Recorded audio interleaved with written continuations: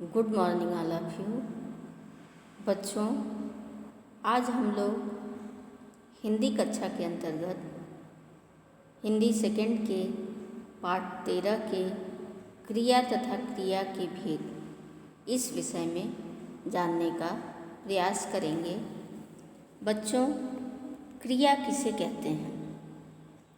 तो जिन शब्दों से किसी कार्य के होने या करने का पता चलता है, किसी घटना के घटने या किसी वस्तु या व्यक्ति की अवस्था या स्थिति का ज्ञान होता है, उन्हें क्रिया कहते हैं। क्रिया के कितने भेद होते हैं? तो आइए हम लोग यह जानने के लिए कि क्रिया क्या होती है, क्रिया के भेद कितने होते हैं, क्रिया की रचना किस प्रकार से होती है, इसके लिए हम लोग पाठ का अध्ययन करते हैं। क्रिया तथा क्रिया के भेद। बच्चों, आपका यह पाठ है क्रिया तथा क्रिया के भेद। तो पहले आप यह देखें कि क्रिया किसे कहते हैं। इसके लिए आइए पहले हम लोग कुछ उदाहरण देखते हैं। निम्नलिखित वाक्यों के रंगीन अंशों पर ध्यान दीजिए। यहाँ पे देखिए, निम्नलिखित वाक्यों में आपके जो क्रिया से संबंधित अंश हैं, उन्हें रंगीन शब्दों से लिखने का प्रयास किया गया है। जैसे बारिश हो रही है, धूप निकल रही है, बच्चे दौड़ रहे हैं, नौकर काम कर रहा है। अब इन सभी स्थितियों में, जैसा कि मैं आपको बताई हूँ कि जिन शब्दों से किसी कार्य के होने या करने का पता चलता है, उसे क्रिया कहते हैं। तो आपके इन वाक्यों को पढ़ने के बाद आपका यह परिभाषा आपके दिमाग में स्पष्ट हो गई होगी कि क्रिया किसे कहते हैं। इसके बाद देखिए, किताब मेज पर है, गीता डॉक्टर है, वे लोग बेईमान हैं। तो यहाँ पर है और हैं, यह भी आपके क्या है, क्रिया के ही रूप हैं। इससे भी किसी वस्तु या व्यक्ति की स्थिति या अवस्था का पता चल रहा है, इसलिए व्याकरण में इन शब्दों को भी क्रिया माना जाता है। क्रिया की परिभाषा आपने जो ऊपर वाक्य देखे, उससे यह स्पष्ट हो गया होगा कि क्रिया किसे कहते हैं। क्रिया वे शब्द हैं जिनसे किसी घटना या कार्यकलाप के होने या करने की सूचना मिलती है, अथवा किसी वस्तु या व्यक्ति की स्थिति, अवस्था या सत्ता का पता चलता है। कहने का अर्थ यह है कि जिन शब्दों से किसी कार्य के करने या होने या किसी घटना के घटने या किसी वस्तु या व्यक्ति की अवस्था या स्थिति का ज्ञान होता है, उन्हें क्रिया कहते हैं। जैसे रमेश पुस्तक पढ़ता है, सुशीला खाना खा रही है। अब पुस्तक पढ़ने का कार्य कौन कर रहा है? रमेश कर रहा है। तो क्रिया क्या हुई? पढ़ना। खाना खा रही है सुशीला, तो खाना क्या हुई? क्रिया। अब यहाँ पे देखिए, क्रिया की रचना किस प्रकार से होती है। जैसे यहाँ पे पढ़ना क्रिया के विभिन्न रूपों को दिखाया गया है। वह किताब पढ़ रहा है। मैं रोज रामायण पढ़ता हूँ। अब वह नहीं पढ़ेगा। तुम्हें रोज पढ़ना चाहिए। मैं शाम को पढ़ लूँगा। मैं उससे किताब पढ़वा रहा हूँ। अब यहाँ पे जितने वाक्य आपके दिए हुए हैं, आपकी क्रिया है पढ़ना, और उससे अलग अलग रूपों में वाक्य बनाए गए हैं। धातु क्रिया के विभिन्न रूपों में समान रूप से आने वाले तथा क्रिया के मुख्य अर्थ को बताने वाले अंश को धातु कहते हैं। धातु किसे कहते हैं? क्रिया के मूल अंश को धातु कहते हैं। अब ये मूल अंश क्या है? जैसे आप कहते हैं कि तू आ, तू पढ़, तो ये जो यहाँ पे हम लोगों ने तू का प्रयोग किया वह क्या हो गया? मूल धातु हो गया। तो क्रिया के मूल अंश को धातु कहते हैं। जैसे चल, उठ, लिख, कर, सो, जा, हंस आदि। अब यहाँ पे देखिए कुछ सहायक क्रियाएं। सहायक क्रियाओं के माध्यम से भी क्रिया की रचना की जाती है। जैसे आपने देखा कि पढ़ आपकी धातु है। लिखना, लिखना की धातु क्या होगी? लिख।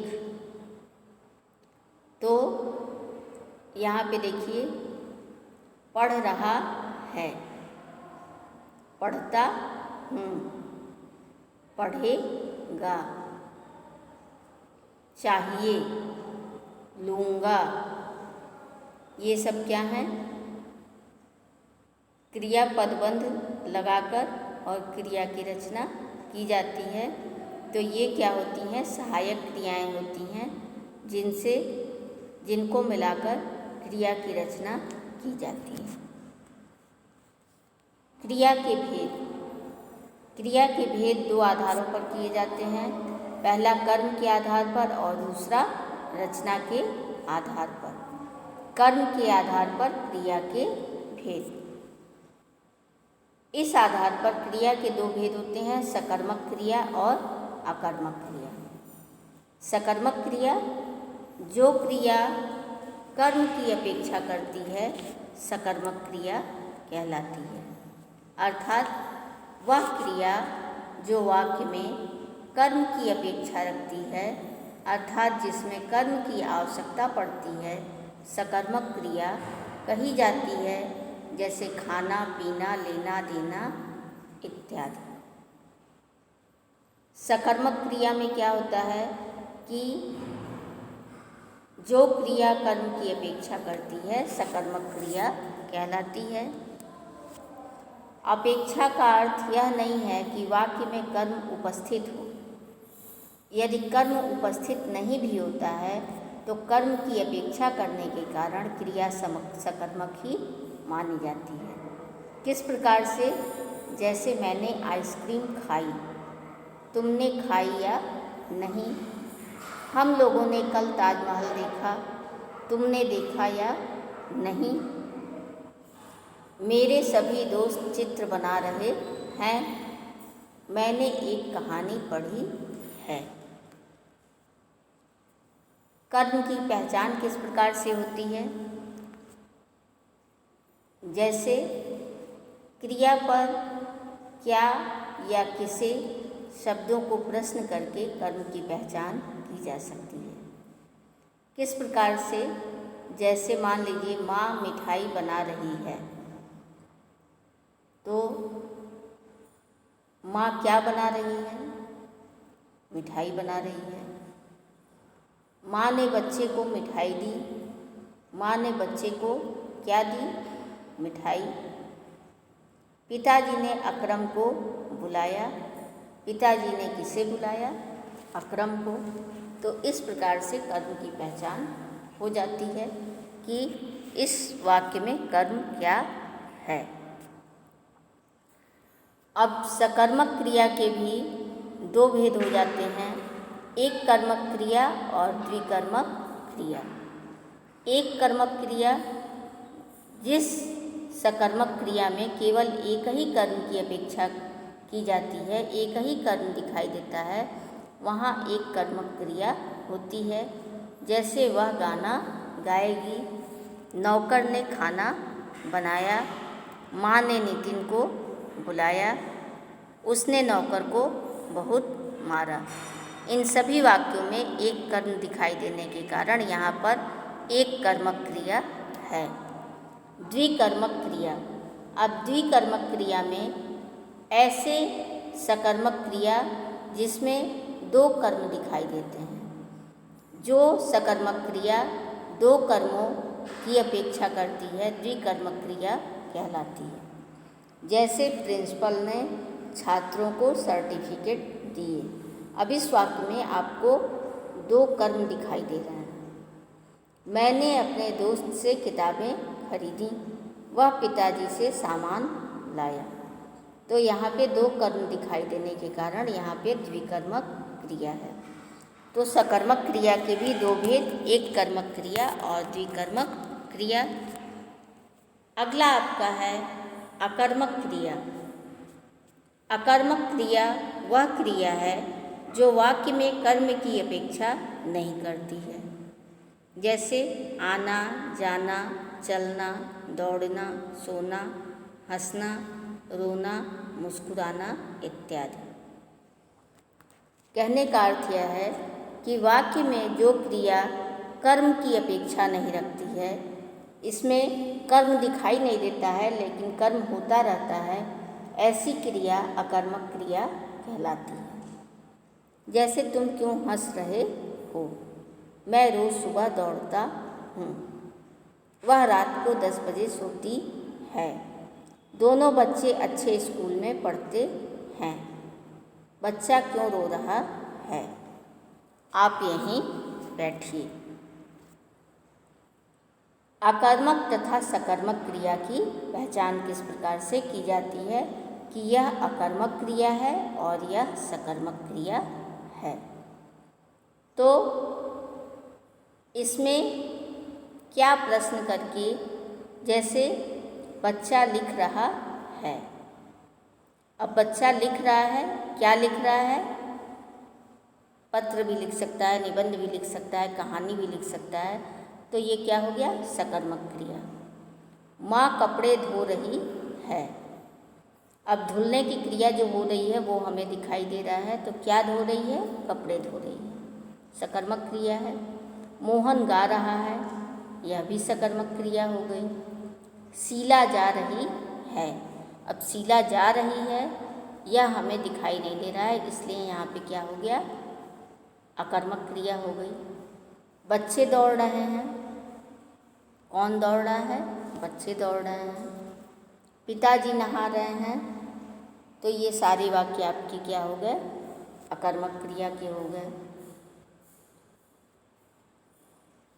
वाक्य में कर्म का लोप। प्रायः बोलचाल की भाषा में कर्म का लोप भी कभी कभी हो जाता है। जैसे मोहन सोहन से बात करता है। मोहन क्या कर रहा है? खा रहा है। अब यहाँ पे सोहन और खाना का लोप हो गया है, इसलिए ऐसे कर्म में वाक्यों का लोप हो जाता है। लोप होना अर्थात गायब होना। बच्चे लिख रहे हैं। अब बच्चे क्या लिख रहे हैं? पत्र भी लिख सकते हैं, निबंध भी लिख सकते हैं, कहानी भी लिख सकते हैं। तो बच्चे लिख रहे हैं। अब यहाँ यह नहीं दिया है कि पत्र लिख रहे हैं या कहानी लिख रहे हैं या निबंध लिख रहे हैं। पिताजी पढ़ रहे हैं। क्या पढ़ रहे हैं? अखबार भी पढ़ सकते हैं, किताब भी पढ़ सकते हैं। तो यहाँ ऐसे शब्दों का लोप हो जाता है। अब यहाँ पे ध्यान रखने योग्य कुछ बातें दी गई हैं। सकर्मक तथा अकर्मक होना क्रिया का गुण है। यदि कोई क्रिया सकर्मक है तो वह हमेशा सकर्मक ही रहेगी और अकर्मक है तो अकर्मक ही रहेगी। कहने का अर्थ यह है कि उसमें किसी प्रकार का परिवर्तन नहीं होगा। वाक्य में कर्म आया है या नहीं आया, इससे क्रिया की सकर्मकता या अकर्मकता प्रभावित नहीं होती है। क्रिया के सकर्मक होने की शर्त यह नहीं है कि वाक्य में कर्म आया है या नहीं।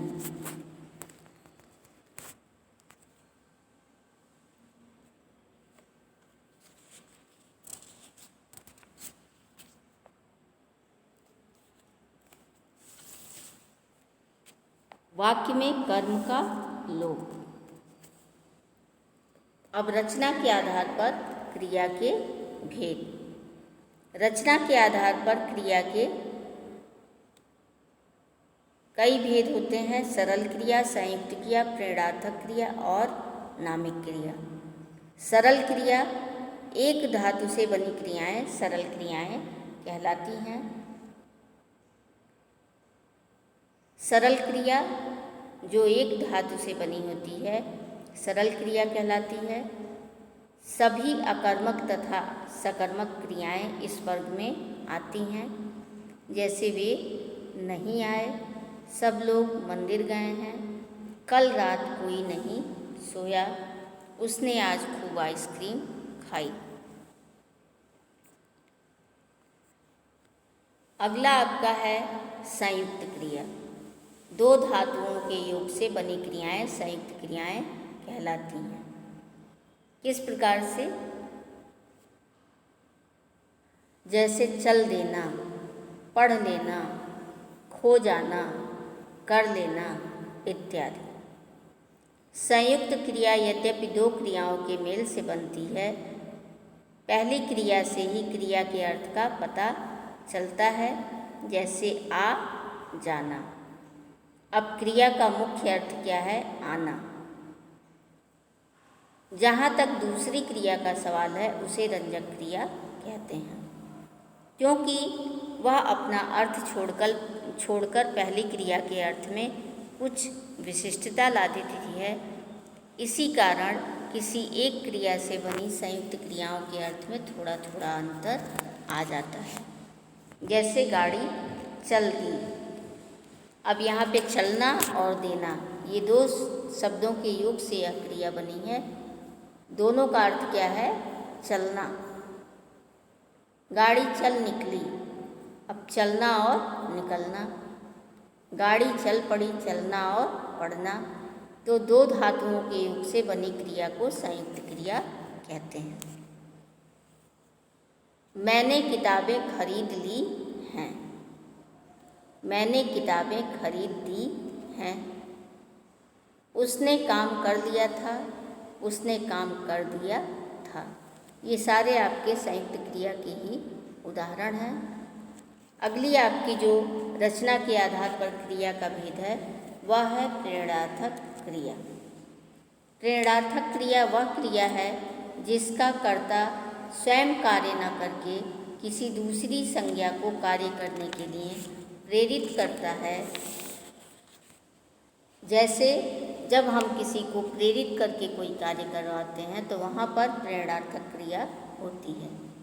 जिस क्रिया से यह पता चले कि कर्ता स्वयं काम न करके किसी दूसरे को काम करने के लिए प्रेरित करता है उसे प्रेरणार्थक क्रिया कहते हैं। जैसे भारती ने नौकर से काम कराया। माँ ने धोबी से कपड़े धुलवाए। वह अपने बेटे को खाना खिला रही है।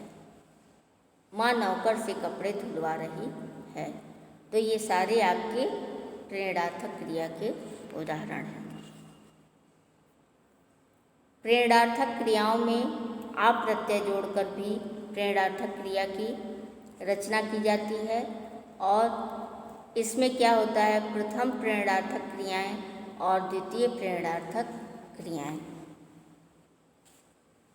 प्रथम प्रेरणार्थक क्रियाएं जो किसी दूसरे को कार्य करने की प्रेरणा देता है, और प्रेरित करता कौन होता है? जो प्रेरणा पाकर काम करता है। प्रथम प्रेरणार्थक क्रिया जब कर्ता स्वयं कार्य में सम्मिलित होता हुआ प्रेरणा देता है तो उसे प्रथम प्रेरणार्थक क्रिया कहते हैं। जैसे मैं बच्चे को चलाता हूँ। द्वितीय प्रेरणार्थक क्रिया क्या होती है कि जब कर्ता स्वयं कार्य नहीं करता और दूसरे को कार्य करने की प्रेरणा देता है। जैसे डॉक्टर नर्स से रोगी को दवाई पिलवाता है। माँ आया से बच्चे को सुलवाती है। तो यह आपकी प्रथम प्रेरणार्थक क्रिया और द्वितीय प्रेरणार्थक क्रिया हुई। मूल क्रिया चलना, सोना, उठना, रोना, और प्रेरणार्थक क्रिया क्या हुई? चलाना और चलवाना। जैसे मैं बच्चे को चलाता हूँ और मैं बच्चे को चलवाता हूँ।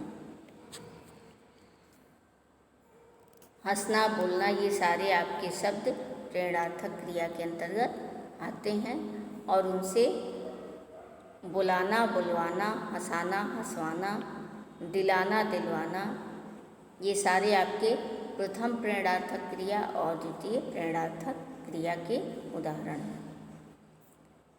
अगली आपकी क्रिया है नामिक क्रिया। संज्ञा, सर्वनाम तथा विशेषण को नाम कहा जाता है। संज्ञा, सर्वनाम तथा विशेषण को नाम कहा जाता है।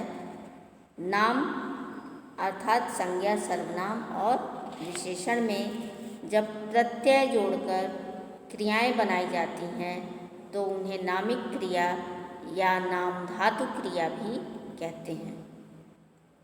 जैसे अब मान लीजिए आपका संज्ञा शब्द है लालच, ललचाना, गप, गपियाना, झूठ, झुठलाना, लज्जा, लजाना, शर्म, शर्माना, अपना, अपनाना, गरम, गरमाना, तो ये आपके नामिक या नाम धातु क्रिया कहलाती है। हमने क्या सीखा? क्रिया वे शब्द हैं जिनसे किसी कार्य के करने या होने का बोध होता है अथवा किसी व्यक्ति या वस्तु की अवस्था या स्थिति का पता चलता है, उसे हम क्रिया कहते हैं। क्रिया के भेद दो आधारों पर किए जाते हैं, कर्म की अपेक्षा और अनपेक्षा के आधार पर तथा रचना के आधार पर। कर्म के आधार पर क्रिया के दो भेद होते हैं, सकर्मक क्रिया और अकर्मक क्रिया। अकर्मक क्रिया कर्म की अपेक्षा नहीं करती है और सकर्मक क्रिया कर्म की अपेक्षा करती है। कर्म दो प्रकार के होते हैं, प्रत्यक्ष कर्म और अप्रत्यक्ष कर्म। प्रत्यक्ष कर्म का पता क्रिया पर क्या प्रश्न के उत्तर में मिलता है तथा अप्रत्यक्ष कर्म का पता किसे किसको प्रश्नों के उत्तर से मिलता है। प्रत्यक्ष कर्म कोई निर्जीव वस्तु होती है और अप्रत्यक्ष कर्म कोई जीवधारी या प्राणी। सकर्मक क्रिया एक कर्म की अपेक्षा करती है या दो कर्मों की। इस आधार पर उसके दो उपभेद होते हैं, एक कर्मक क्रिया और द्विकर्मक क्रिया। संयुक्त क्रिया दो क्रियाओं के संयोग से बनती है। पहली क्रिया पूरे क्रियापद बंध को अर्थ प्रदान करती है और दूसरी क्रिया पहली क्रिया के अर्थ को बिखेरती है। प्रेरणार्थक क्रिया में एक संज्ञा दूसरी संज्ञा को काम करने के लिए प्रेरित करती है और दूसरी संज्ञा उस काम को स्वयं संपादित करती है। हिंदी में प्रेरणार्थक क्रिया के दो उपभेद मिलते हैं, प्रथम प्रेरणार्थक और द्वितीय प्रेरणार्थक। प्रथम प्रेरणार्थक की रचना मूल क्रिया के मध्य में आ प्रत्यय जोड़कर तथा द्वितीय प्रेरणार्थक की रचना व प्रत्यय जोड़कर होती है। नामिक क्रिया वह क्रिया होती है जिसका पहला अंश नाम अर्थात संज्ञा, सर्वनाम और विशेषण से होता है और दूसरा अंश कोई भी प्रत्यय होता है। तो बच्चों, इस पाठ में हमने क्रिया की परिभाषा, क्रिया के भेद, क्रिया को दो आधारों पर बांटा गया है, कर्म के आधार पर और रचना के आधार पर। कर्म के आधार पर क्रिया के दो भेद, सकर्मक और अकर्मक। सकर्मक क्रिया के भी दो उपभेद, एक कर्मक और द्विकर्मक। तथा रचना के आधार पर सरल क्रिया, संयुक्त क्रिया, प्रेरणार्थक क्रिया और नामिक क्रिया या नाम धातु क्रिया। तो इस प्रकार से आपका यह पाठ संपन्न हुआ। धन्यवाद।